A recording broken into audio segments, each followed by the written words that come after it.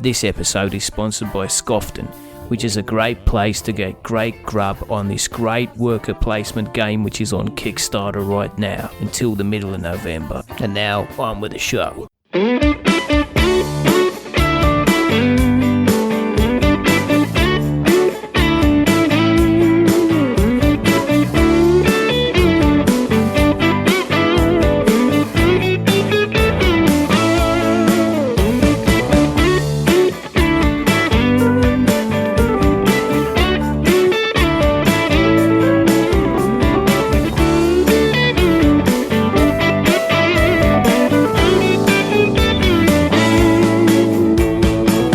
Welcome to another episode of We're Not Wizards. My name's Richard. I'll be your host for Novemberer. Because it's like Christmas is on its way. It's the beginning of November. It means it gets dark. The clocks are changing left, right and centre. And I thought it was time to get a bit of fun back into the show. To kind of warm the cockles of your heart. To make you excited for the winter months ahead. So I'm trying my best because joining me again is Daniel Newman. Yay! So hello. Yeah, you're going to start with a Scottish accent stuff. Yeah, I thought already. I might, yeah. Are you? Go on then. I can't keep it up though. That's all I had. That was it. Is that it? That was it. That's all we had. That's it. Yeah, that's it. Alright. Just go and take the piss. That's not Scottish, that's something else. That's like London. I know. Do you know what I mean? I've just got down the sod. That's all I had was the hello. All we did have was a hello. Hello and well. Hello, what kind of impressions? Do you do impressions? I bet you do. I bet you when you sit around in a party. I used to. I used to be pretty good. I used to have a good Christopher Walken back in the day, but it's gotten rusty. Can you do Christopher Walken now? You have to. You can't. Not on demand. I can't now. Yes, you can. Don't be dropping in with I can do Christopher Walken and then completely deny the ability for you to be. I said I used to have a good Christopher Walken, but it's gotten rusty. Well, now's the perfect time. I mean, let's face it, nobody listens to the show, so it's you make a fair point, but I don't want to embarrass myself on this brilliant audio podcast program with a subpar Christopher Walken impression. Well, there's nothing. I don't know. How do you even do a Christopher Walken? Because he's got to do it very clipped, doesn't he? Yeah. Actually, I haven't. I have to listen. If I listen to him for a bit, I could probably do it. But it's been a while since I've actually heard it, so it would be pretty bad. I need to know who else you can do. You cannot just jump in with I used to do impressions and stuff like that. So who else did you used to do? No, it was nothing regular. I'm a pretty good mimic of accents if I'm around him long enough, and I start talking like whoever I'm around.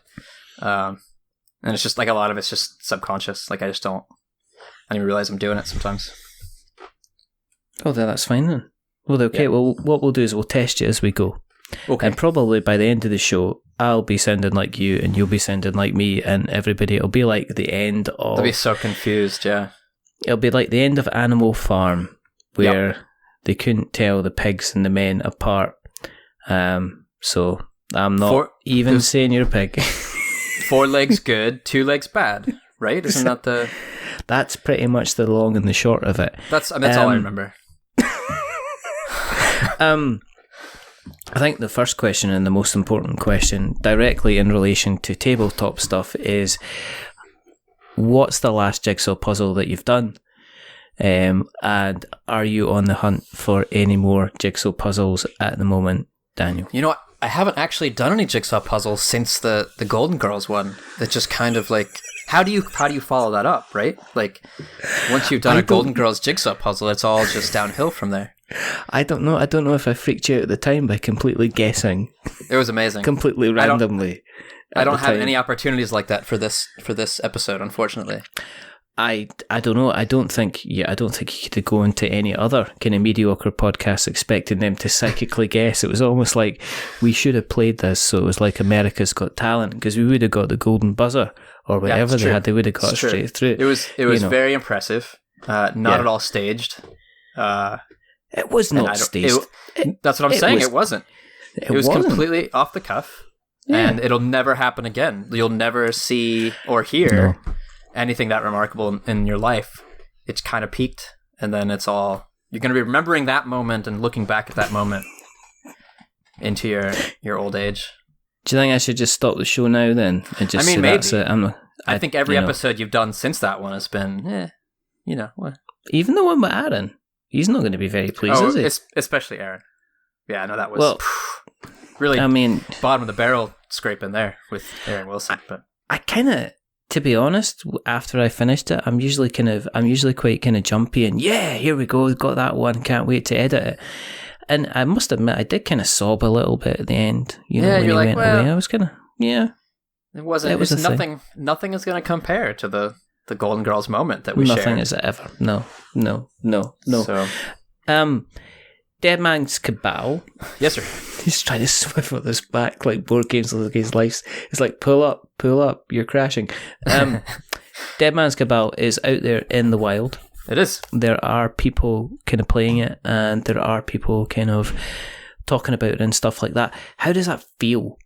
First of all, that people are actually playing your game on their table just now. It's a bit nuts, right? Especially when it's people I don't know posting photos, and I'm like, oh wait, it's not just people who like me or pretend to like me in person playing my game. It's like these random people that I've never met. Like people in other countries have bought it and tweet about it. Like it's bananas. There was one person on Twitter actually who, when somebody asked a generic like, who's your favorite designer currently, they said me. And I was like, something's obviously wrong here. You need to play more games. Like that. What are you talking about? So it's bizarre. It's weird.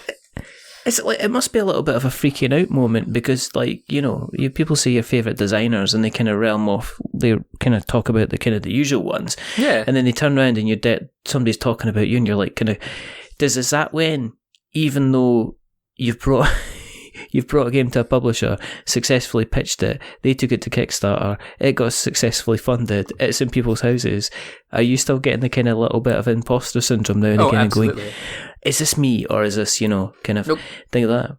Clearly they're not. Clearly there's something wrong. There's a mistake. Are they? Maybe they're not. Maybe they put a different game in there. I don't know. Yeah, no, it's weird. It never quite. I mean, and I went to art school, and my definition of what good art was something that I didn't make. Right? If I made it, then it's not any good. So there's no way. Like nothing I do can ever be up to snuff. Right? So. No, that's still, even though I see people talking about it, it's still like, oh, well, they're just being nice. They can't be. They can't actually be enjoying that. So I'll never accept it. You're not floating above like the BGG forums and checking the ratings and stuff like that and kind of going, oh well, I deserve all these ones because everybody kind of gets ones. Do you kind of? No, I mean every once in a while I'll look and like I'll see what people are complaining. Like if there are low ratings, whatever, I'll look and see why. And sometimes I'm like, yeah, no, that makes sense. Like. People don't like that in games sometimes, and I can see how that experience may not be great for you. But I don't take it too personally. Like when I, even when I signed it, I was like, this game isn't going to be for everybody. Like I know that not everybody's going to love it, so I kind of set those expectations kind of low to begin with. But I don't really. I mean, I stay on the forums mostly just to answer rules questions as they pop up. Yeah. Because I like to be responsive to that kind of stuff, but. Yeah. No, I don't troll the ratings really. I don't really care. What about in terms of things like expansions? I mean, is it a game that can support expansions? Have you been toying with expansions and things like that? I'm not personally an expansions guy for board games. Like it's really rare for me to pick up an expansion and play it because I play things so infrequently that like I don't play a game often enough to feel like I need to expand it. You know what I mean? Yeah. So it's not something I've thought about necessarily for Dead Man's. If they approached me about it and they wanted to do one, I maybe I'd think about it. But it's not really the forefront of my mind. I'd rather work on other projects, right? Like other ideas that I have, rather than go back to the one that I already feel like is done. But so, yeah. I mean, there's bigger stuff kind of going on. I mean, you've got, Dead Man's Cabal headed into Barnes and Noble. Yeah. Yeah, it's currently in about 60 locations around the country, which is wild. I actually went and saw it in I was going to ask. the New York City Union Square Barnes & Noble on the shelf. Wow. Somebody had tucked it behind something else, so I made sure to pull it out, square it up on the shelf. I was like, what is this? This isn't okay. So I took some pictures, and I've had people sending me photos of Deadmans in stores, and a bunch of Barnes & Noble photos came in, and almost all of them are at like the bottom corner of a shelf. Like really? It's really the same positioning. It's really funny.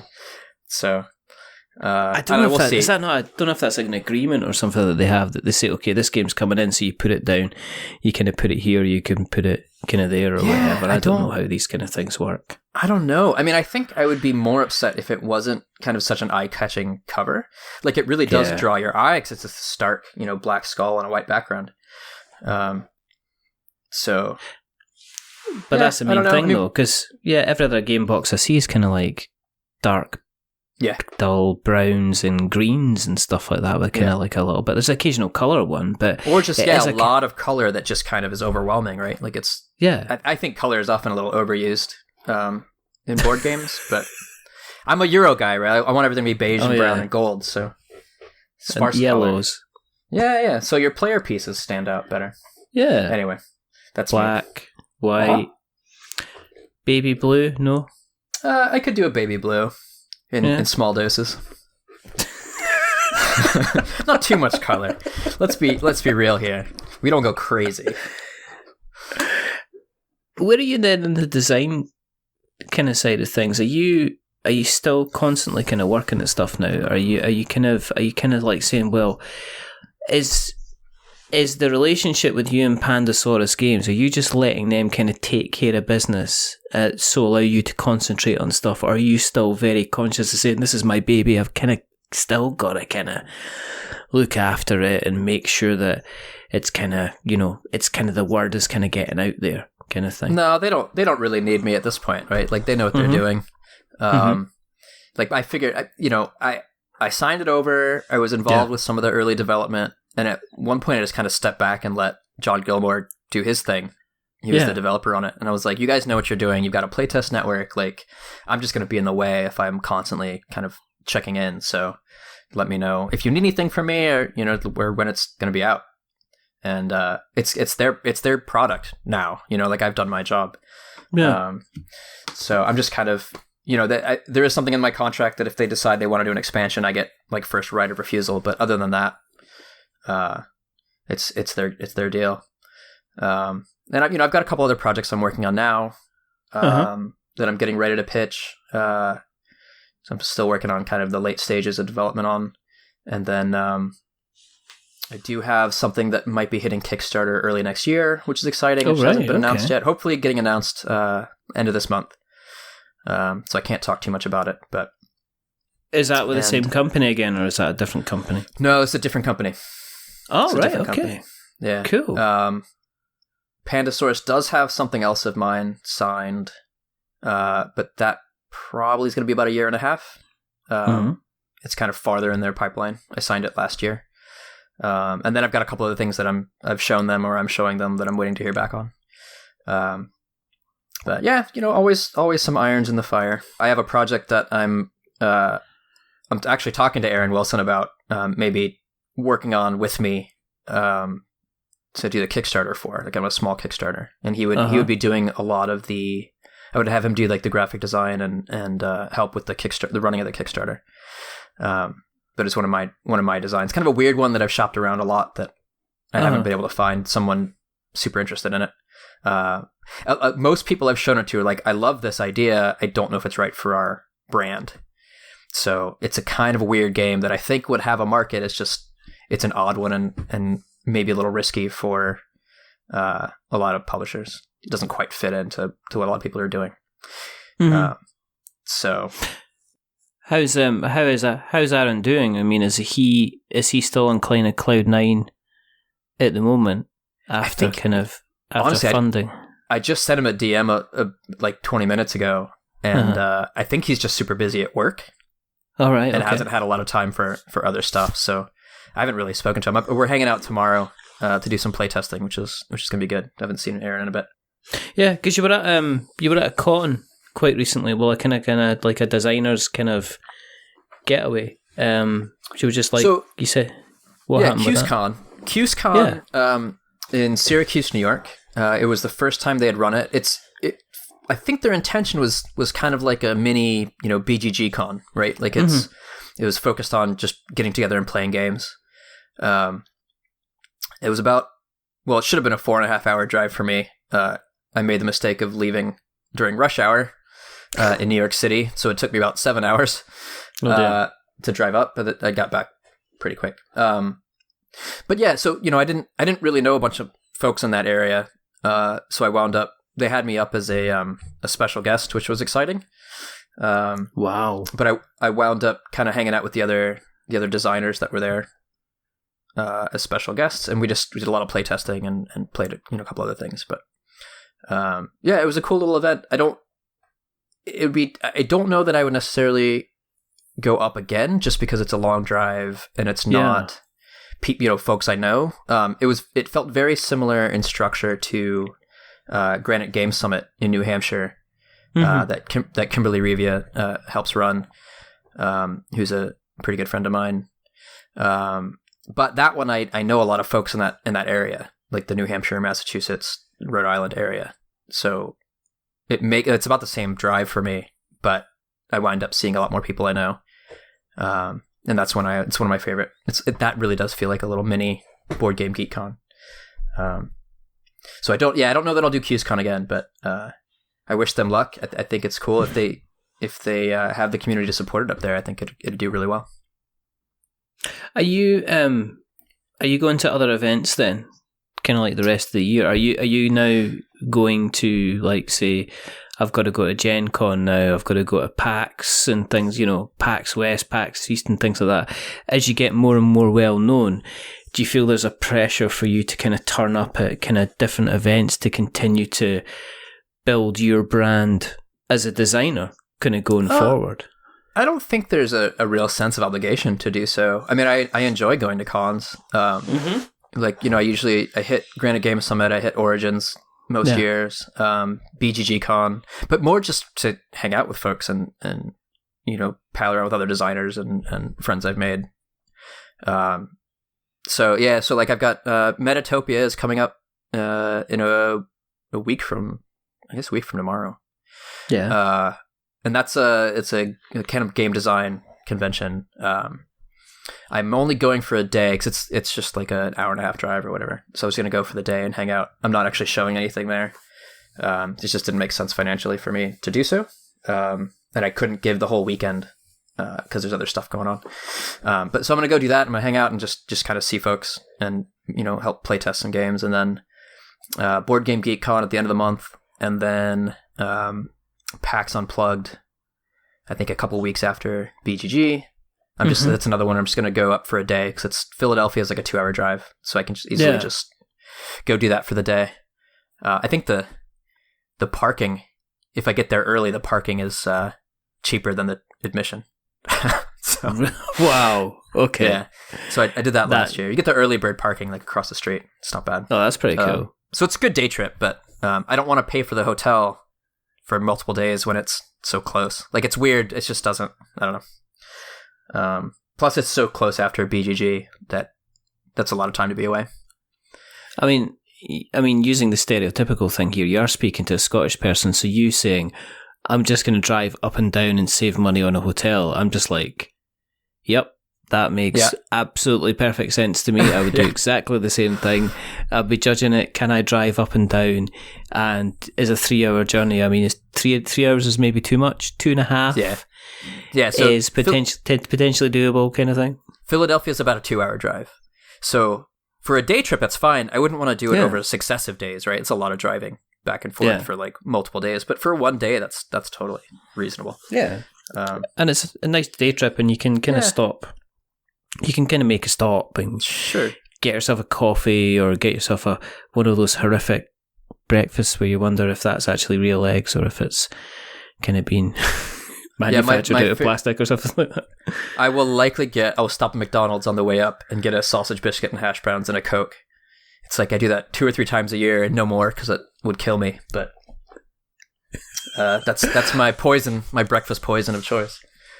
They're fantastic. We don't get biscuits, a completely different thing over here. Right. It's more like a savory scone, I guess. Right. Ooh, What do you call American biscuits? Do you have an equivalent in Scotland? Crumpets, maybe. I don't know. Crumpets are more like English muffins here, I think. Let's kind of get this straight, okay?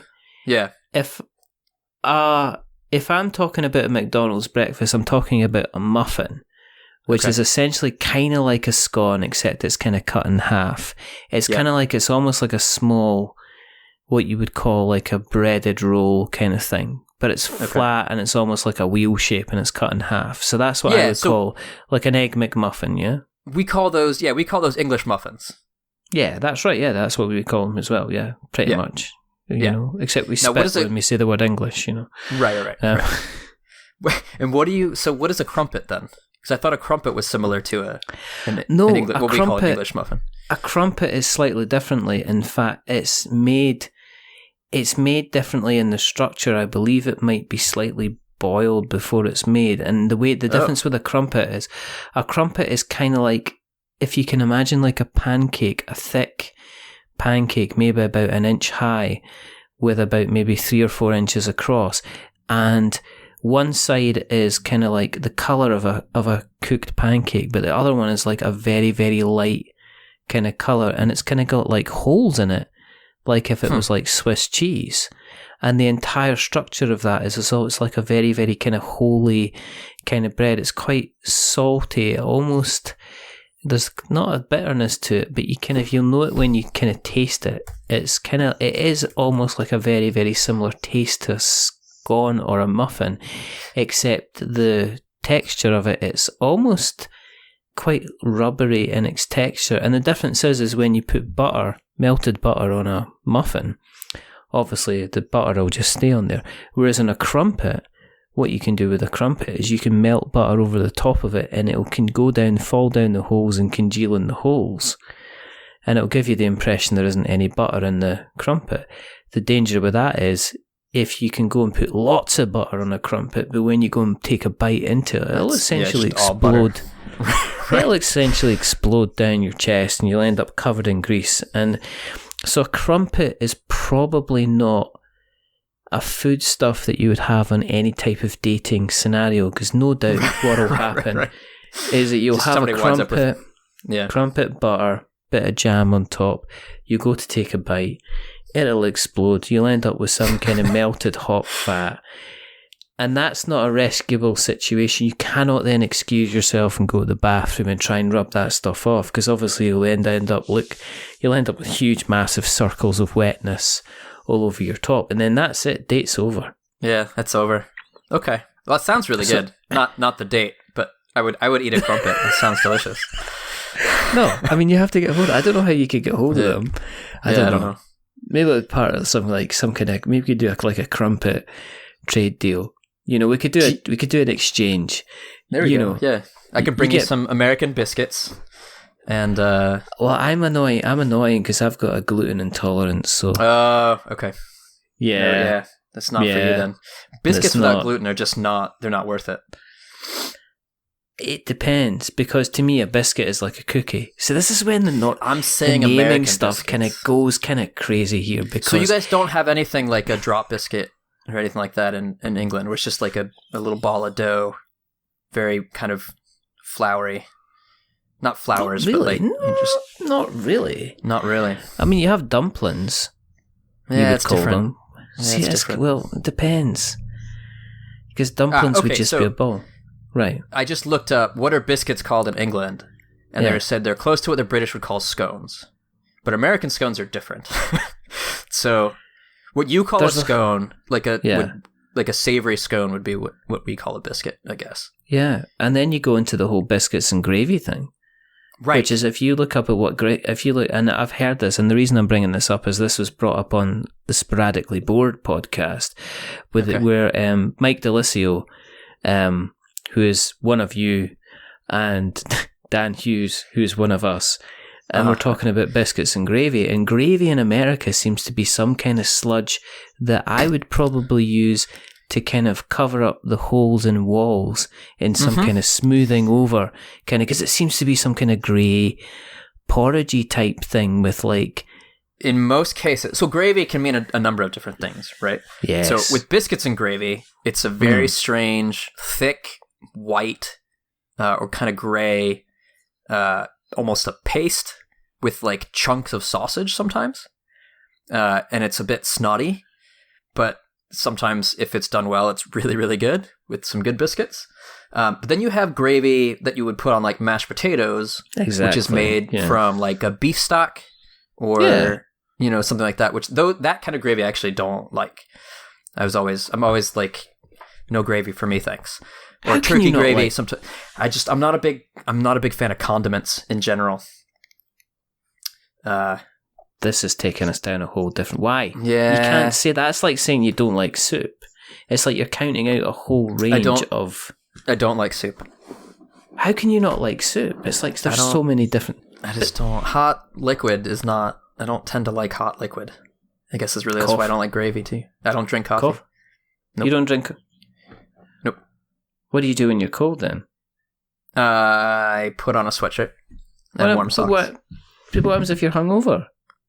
I don't drink. Oh, of course, but the drinks are cold. My word, this is like opening up into a whole... Right, okay.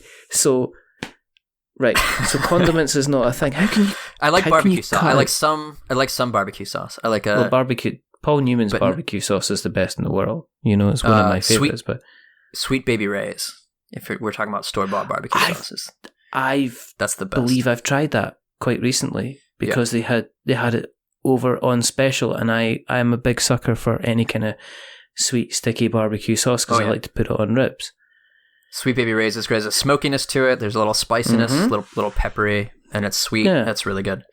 That's really it. That's the only condiment I'll go for. But no salt, pepper, mayonnaise.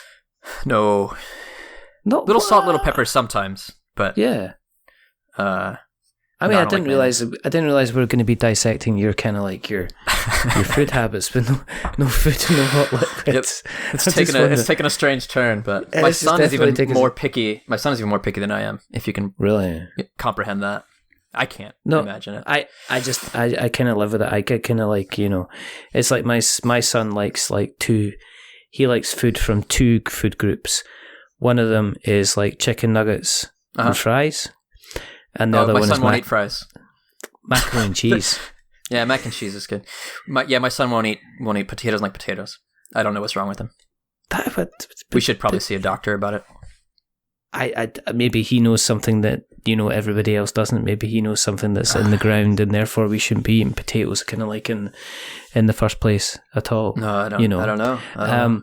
I am building this entire thing up just to find out about how the dog's doing. You know that was I was speaking to Aaron, and Aaron was It's a weird way to get to the dogs is to talk about what I like to eat, but well, it's not. It's getting away from things that you don't like to eat. Oh, I see. To getting onto stuff that you do like. So it's kind of like going in a kind of like a roundabout way. Gotcha. To then talk about backing into the dogs. Dogs are good. Dogs are good. Cosmo had eye surgery, which he recovered from pretty quick. He had cherry eye, which I won't go into details, but they basically have to... No, I'm not even going to say it. It's gross. They had to fix it. And he's fine now. But, he's good. Did he have to wear the cone of shame? Oh, yeah. Yeah, for a couple weeks. Did he like the cone of shame, or did he not like the cone of shame? Nobody likes the cone of shame. He dealt with it better this time around, though, because this is the second time. He had eye surgery in the other eye a few months ago. So he's had both of his eyes. Was that for the same reason? Yeah, different eye, but the same. Yeah, the same. He had cherry eyes. So what happened? I'll go ahead and tell you. Dogs have like an inner eyelid, right? Yeah. And with certain breeds of dogs, and he's part bulldog, and they're really prone to it. It's almost like a hernia in their eyelid, where it just kind of like just pokes out and just sits outside of like where it's supposed to be. Uh-huh. And it won't go back on its own, so they have to make an incision and tuck it back in and sew it back in. That sounds expensive. It was not inexpensive. Yeah, and we had to do it twice now. He's been the most expensive dog we've ever had, and we've only had him like 6 months. So, yeah. But he is adorable, though. He is adorable. People coo on the street when I'm walking him down the street. At least twice every time I walk him. Even with his lampshade. Even with the cone. Of course, extra with the cone. Yeah. That's good. I'm glad, because I was kind of like, I don't know how to bring it up in conversation, because I'm a big dog fan. I don't have dogs because of allergies in the other parts of the family, which means I'm not allowed to get a dog, which is a shame, because I would love just to have a big, stupid black lab, and he just had to be big and stupid and a black lab, and he would just sit there. And I've already cleared it with my boss at work that I could actually take the dog into work. Oh, hey. That would be an accepted. You can't have it at your house. You might have to leave it at work, it sounds like. I would probably just move into work. Yeah. To be perfectly honest, that's what I would kind of do. I'm bringing the dog and a couch, and I'm going to be sleeping on the couch. I'm bringing my pajamas, and this is my toothbrush, and that big stack of cardboard behind you, that is my entire board game collection, because I thought, I might as well bring my entire sources of happiness of course. Me. Because that's important, all these kind of wonderful things, boxes, strings. But then if your work has a nice conference room, that's great. You can have game nights there. You could. It's perfect. You could. Big boardroom table as well. I've had a couple of friends who've done that, who like after hours at work, they just have people over and play games on the conference table. It's pretty great. Well, let's face it, 9 times out of 10, the conference table is used for people to have like half-hour meetings where everybody kind of like has big discussions about what they potentially might be doing until they go to the next meeting, and then they have to answer the question as to why they haven't done the stuff from the previous meeting. So a lot of the time, these big, huge board tables, they just don't get utilised. And I'm just thinking, look, I could totally have like 3 separate games running on there at all times, and people could just nip in and we could just catch up. Yeah, just leave them up in between. It's like, don't mind that half the table. It's fine. It's just Gloomhaven. It's going to be there for about 6 months. Exactly. Feel free to jump in. Or it's a team building exercise. Things around. Yeah, there you go. Exactly. And we can bring in the new staff, and they can learn about teamwork and also what legacy components in a game do. That's got nothing to do with what you're doing in your day-to-day job, but it is kind of like an important lesson to have. I have one. Moving from obviously animal welfare, food, and the next topic. This is like Trivial Pursuit. But the next, I don't want to do a sports question. No sports questions. That's fine. I'm moving into music. Oh, okay, maybe. Okay, we'll see. Go ahead. We'll see. Okay. I'm like 50-50 on the music questions, but yeah. Well, I'm just wondering if maybe you had an idea for a kind of board game parody song based around The Little Mermaid. And is that the reason why you're a little mad at Paula Deming? I'm just no, not at all. Paula, no, I was mad because I grew up watching Disney movie. I have a little sister who would watch The Little Mermaid on repeat like all weekend long. And so, then when your little sister wasn't there, you'd be watching it anyway because you knew the tunes anyway. Yeah, probably. It's a good look. It's a good film. It is yes, absolutely. From that era of Disney movies, I think it's one of the best. Beauty and Beast is an excellent movie. It's a really, really good film. I think I like Little Mermaid more. But no, it's super catchy and it just sticks in my head. And like because I already know the songs, it's been on repeat since I watched her video post, and it won't get out of my head, and it's driving me slowly insane. So that's the only reason I'm mad at Paula. I think she's brilliant. And I always love when she posts new stuff. I've been watching her. She's been running. She's been playing Mass Effect 3 on Twitch, doing like a live stream thing, and I've been tuning in for that and joining in the chat. Yeah. It's been good fun. I haven't done that. I must admit, I kind of like, as someone who has done kind of musicals and stuff in the past, and I've toyed about with lyrics and stuff like that, quite recently actually. Yes, to see someone like that with so much talent actually committing something to film, I was kind of like, this is so good. Yeah. I'm not a big musical guy generally, but I appreciate what she did. I kind of like looking at it, and I'm just wondering if maybe that you had kind of ripped out the guitar, the little six string, no. and you were strumming away, No. and then you were saying, I can do a whole new world from Aladdin and do something else, and then Paula rocks up with this, and you're just like that. Well, damn, there goes all my ideas for the next kind of PAX Unplugged, where people say, okay, who's got an idea next? And you're like this. Well, you just bring out the guitar and you start kind of playing away, and everybody goes, wow. And the next thing you know, that's what you're doing. And Paula has come along and just stolen your thunder. I understand. No, not at all. I mean, it happens all the not time. Not at all. That was not the source of my irritation. Strictly the earworm business.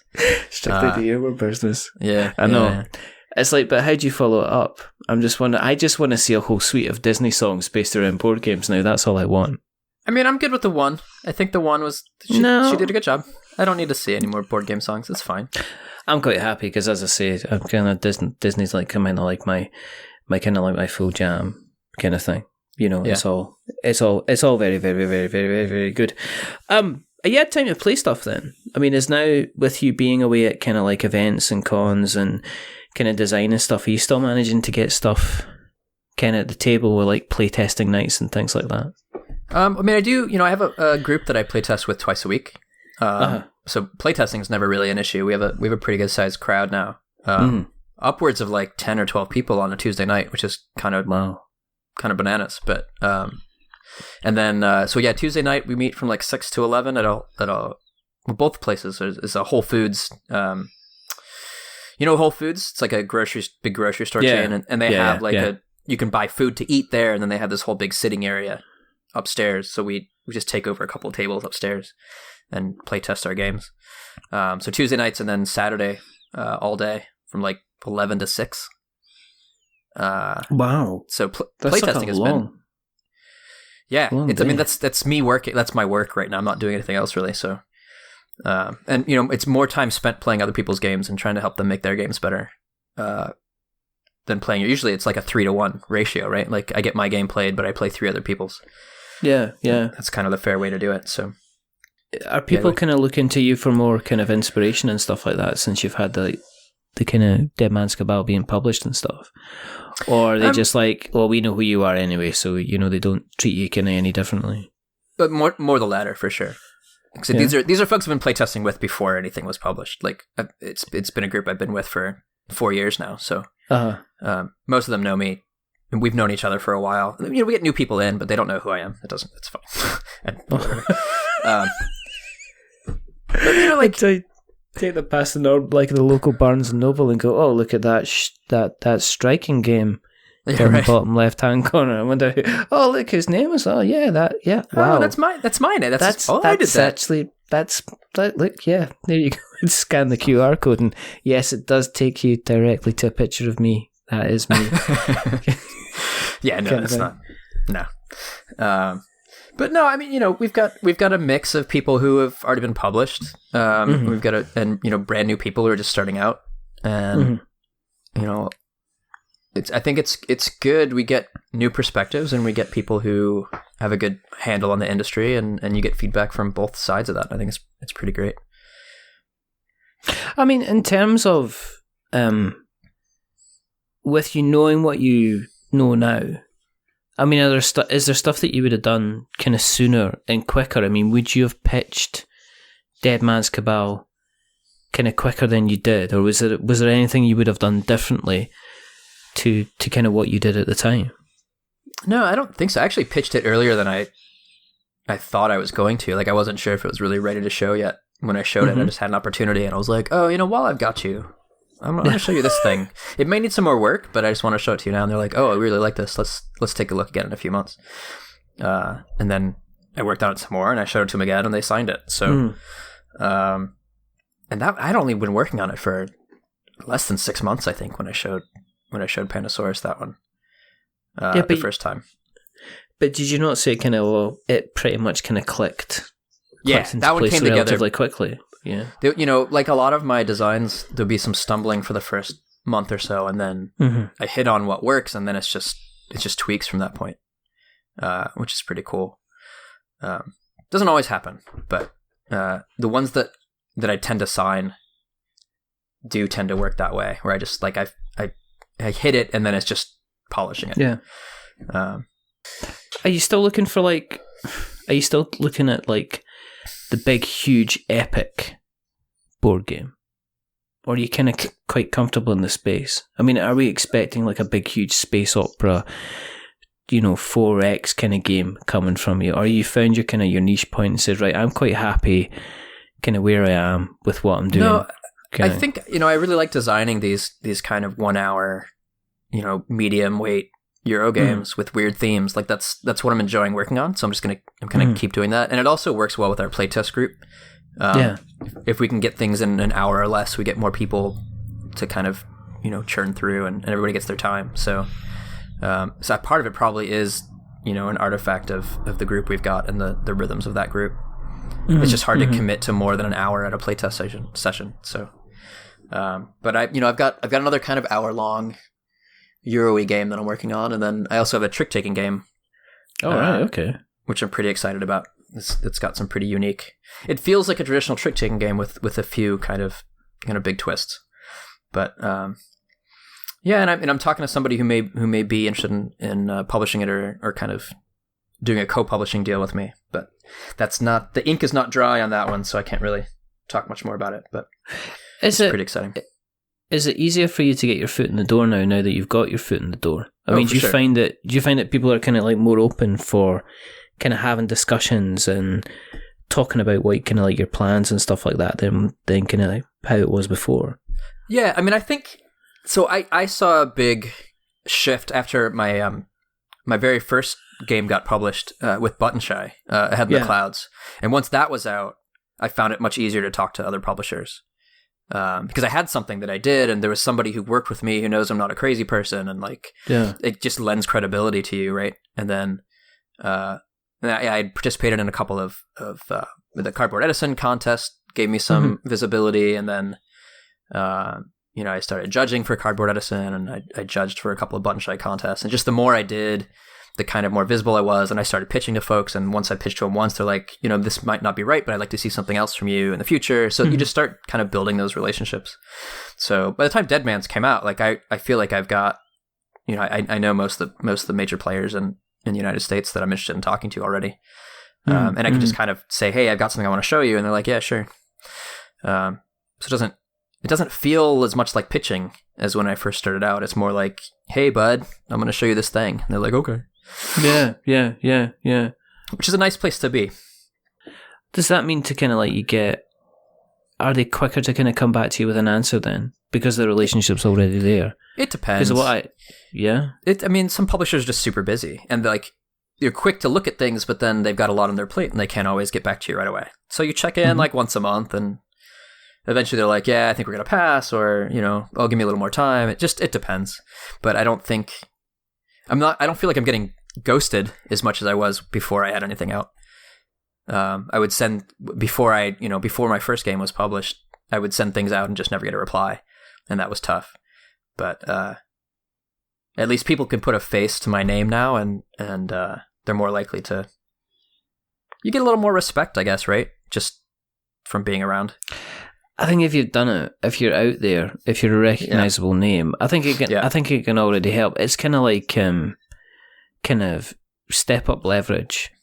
Sure. And I use it. It's kind of like I used it at the beginning of the podcast when I was first getting guests on.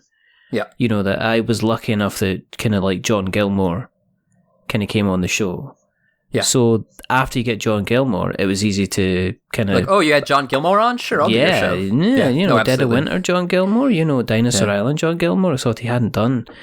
He'd just done kind of Wasteland Express delivery service, and that was easy to kind of like leverage people up to get them interested. And then, you're at the point where you use that to kind of like, and then people kind of are just asking to come on, and you're not having to kind of ask as much, which is kind of always kind of interesting. Yeah, it's a good place to be. That's cool. It's kind of cool. There's still people that I'd love to get on. There's still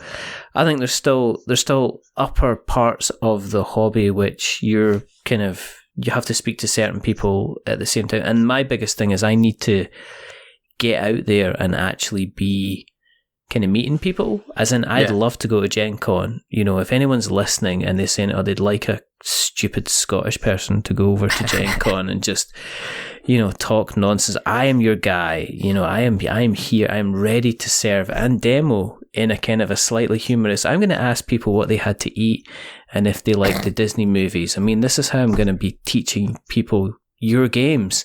So if you are interested in that, then please but no, in all seriousness, I mean, there's a big, if you get a face-to-face with somebody, you can have all the email time and all the chat time and even the podcast time, you know, but the cool thing about the podcast thing is if you and I then met, you'd go like, oh, it's him, right? And then you'd run away and you go, I'm not of course speaking to him in person, get it, no chance. But it kind of builds, you know, it kind of builds up. There's not that kind of awkward, well, you know, how are you? I'm fine. Right. How are you? I'm fine. No. There's already a little bit kind of thing. Well, that's where I kind of need to, I guess you get to the point with, if you're part of the board game community, you need to jump into the board game community, because otherwise you'll be in the kind of the outskirts of the board game community. And because, you know, we have more listeners in the United States of America than we do anywhere else, which is a weird thing, which is kind of cool and also kind of strange. But there you go. You can't have that. I think it's just because there's more of you. I think because you kind of outnumber us. And and Americans like consuming things. So, you know, we like our podcasts and we like our blogs and all that stuff. All that kind of stuff. But no, conventions, I think, in person, face-to-face was one of the things that helped me the most as well, right? Going to conventions and talking to publishers in person. And no, that's huge. I think I think you can probably be successful in the board game industry without going to conventions, but it's a lot harder. It's way more difficult without that in-person connection. Yeah, especially if you're looking to... I was just speaking about this the other day about people kind of demoing games and doing the con circuit and how them finding it easier to get kind of, you know, having somebody sign up to an email to say they're interested in backing the game when it comes to Kickstarter is instantly always going to beat kind of like 50 additional followers on Twitter kind of any day, because that's somebody that's definitely committed. It was James Naylor who said that. He's got Magnet coming out very soon, so he's been treading the kind of the con boards quite an awful lot. Being in the position that you're in, is there any advice that you would give somebody who's sitting there with like a pad of paper and a pen, a set of scissors and some playing cards, and they're about to try and put their first kind of effort together? I mean, is there any advice, anything that you would tell people to maybe do or consider if they are just about to kind of dive in there and try and make their first game? I mean, I think the biggest thing is to not be afraid to just get it on the table. Like, you don't have to have everything perfect on your first test, right? It's okay to test just pieces of it until you get it kind of working, and then flesh it all out. Also, don't just test with your friends and family, because they will lie to you and tell you it's great. And you have to be okay with it not being great for a while before it will be good. So, you know, look for groups of designers that play test regularly. Because you'll get the best feedback from other designers, especially early on. And yeah, just don't be afraid to get it to the table. Quicker the better. Does it matter about the art and stuff like that? Because I know people who... No, do not spend any money on art. I use the Noun project mostly to get icons and stuff like that. But no, you should not spend any money on art unless you're publishing it yourself, and only then at the very end. Because you'd be less willing to change things, and it's expensive. And if you're not publishing it yourself and you're pitching it, whoever you pitch it to is probably going to redo all the art anyway. So yeah, no, never. Keep it as simple as possible. The easier to change, the better, because you're going to change it a lot. You're going to iterate. So don't do anything that you'd be unwilling to throw away. It's kind of like the complete opposite to Kickstarter, isn't it? When you kind of people expect almost like a final product that you know they could take away and print. Kickstarter's become a pre-order system, right? And like nobody's going to back it unless it's totally done. But that's self-publishing, right? If you're going to do it on Kickstarter, then yeah, you have to have everything ready. But again, you don't want to do the art when you're first starting to design it. You want to make sure everything's done in case anything changes. So no, this is good. No, just interested to kind of like because everybody has their own kind of take on Sure. how it can work. But, there's a difference between kind of like, when you've been in a reasonable amount of time, which you've been in, and you're getting some success as well. And it's a case of, I think, it's funny, it's like, I don't think people kind of I don't know if people just jump in and here's my first design and it's a kind of complete success. I think when it comes to board game design, I think you have to kind of do almost like the apprenticeship. I don't know of many people that I speak to who have, this is their first game and this is the first thing they ever designed, and look, it's become a really big kind of success and did really well and kind of gone out there.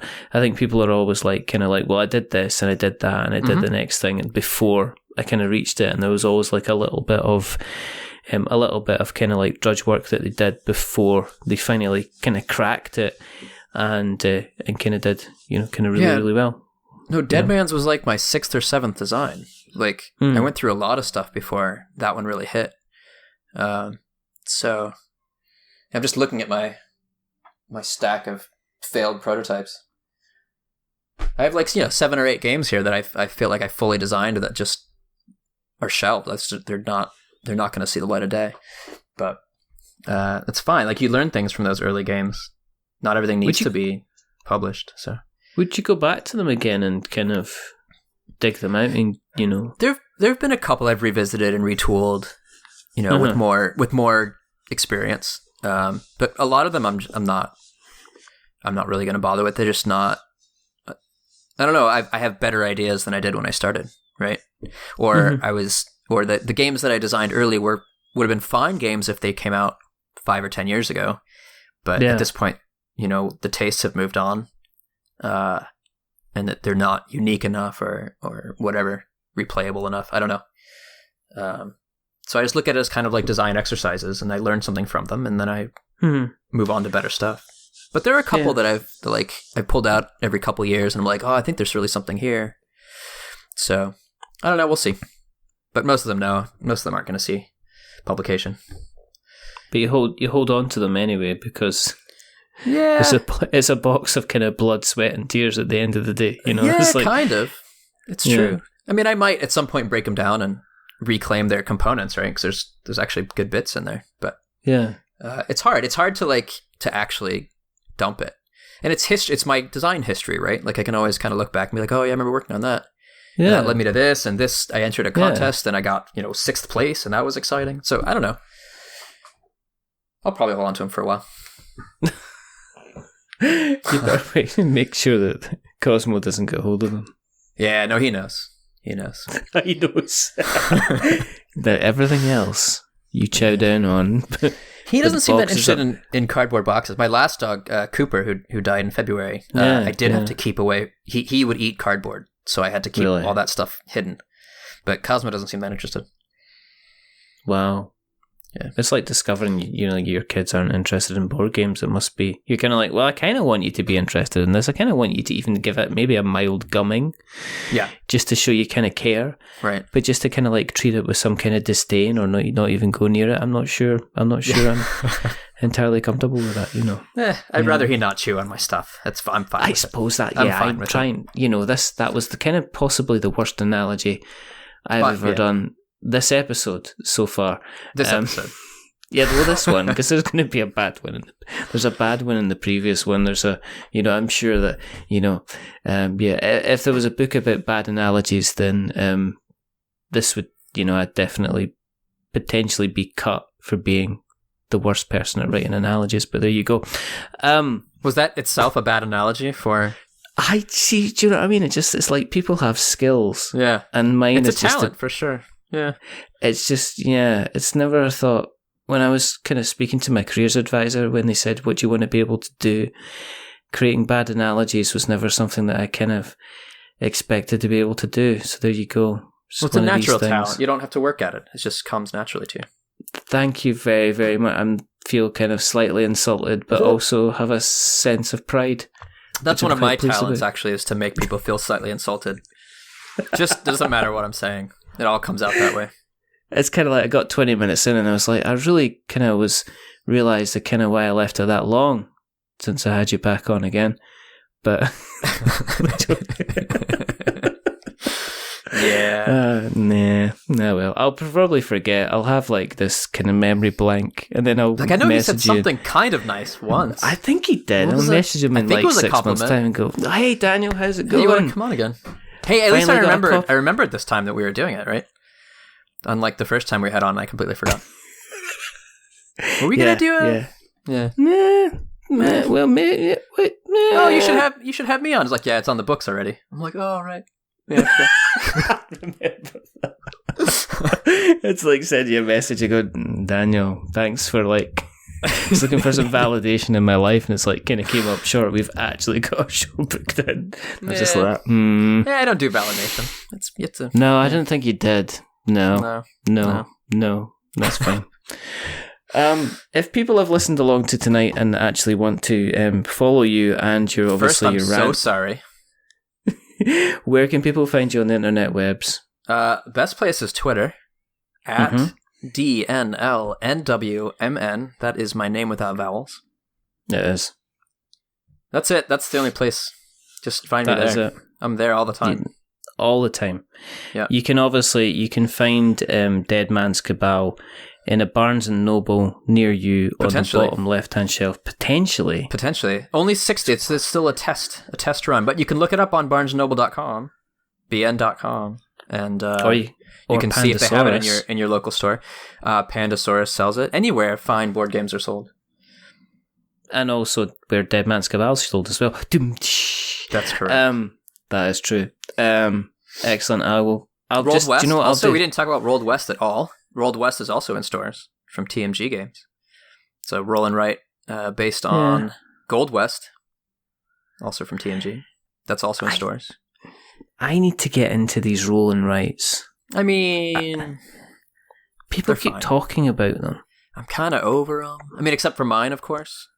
Mine's fantastic. Well, you never mentioned. I mean, you're obviously over it because you never mentioned it. You got a platform of a stage, and you decide you want to talk about Disney princesses and what food I don't like to eat. What you're going to be having for breakfast, and the non. That was all my fault. That was all my fault. It pretty much was. You know. Where's Rolled West? Is Rolled West on TMG Games then? Probably, yeah. Playtmg.com, and I think you can get it on Amazon, and it should be in game stores everywhere.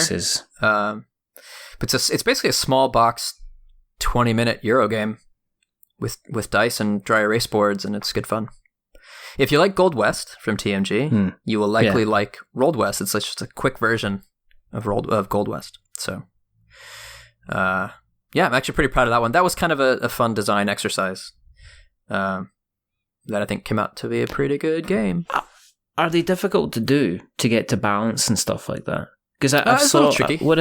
I saw kind of was it Roman Right or was it Roland Rome? Roland Right. Something. I think like it was. Yeah, something like that.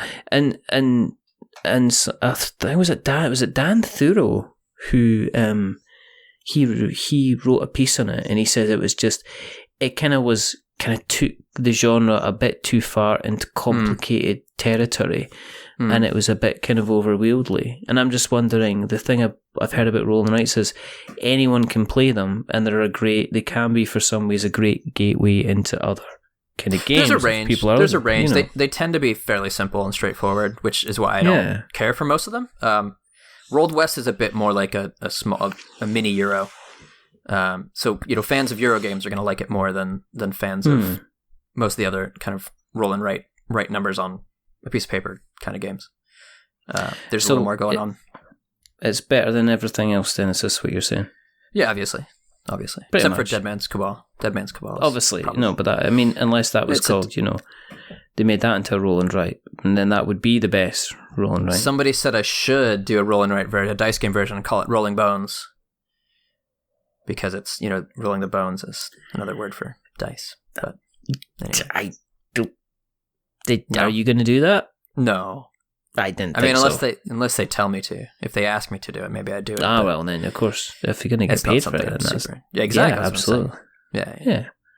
I will 100% sell out. Rolled West. I'll make sure I'll put that in the show notes as well. All right. Thank you. And then I'll just say, but Daniel wasn't that fussed about talking about it.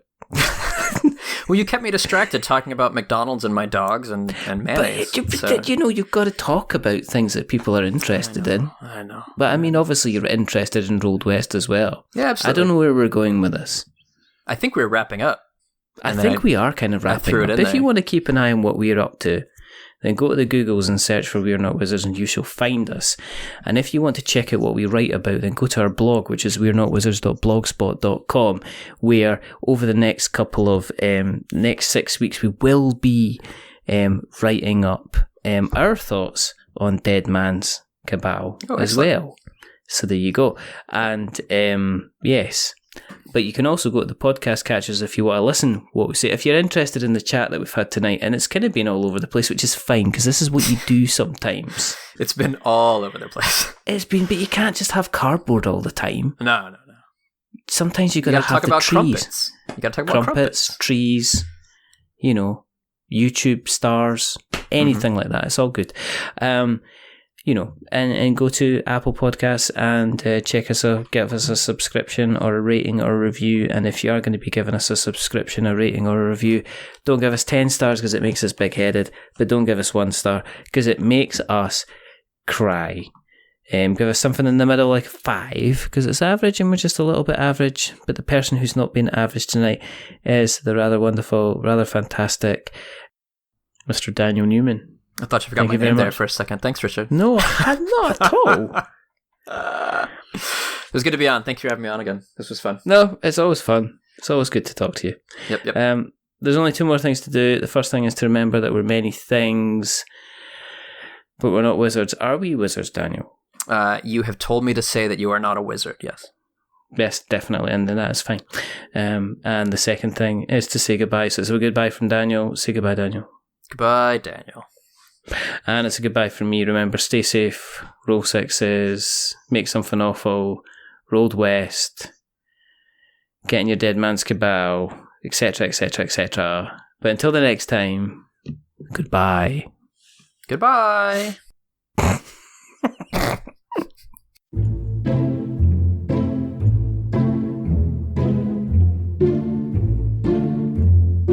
A wizard is never late.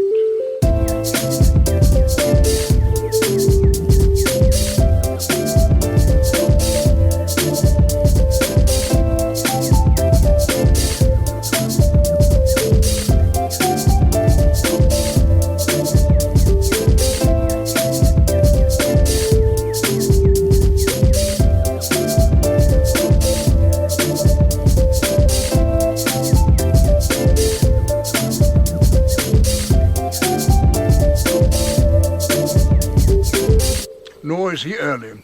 He arrives precisely when he means to.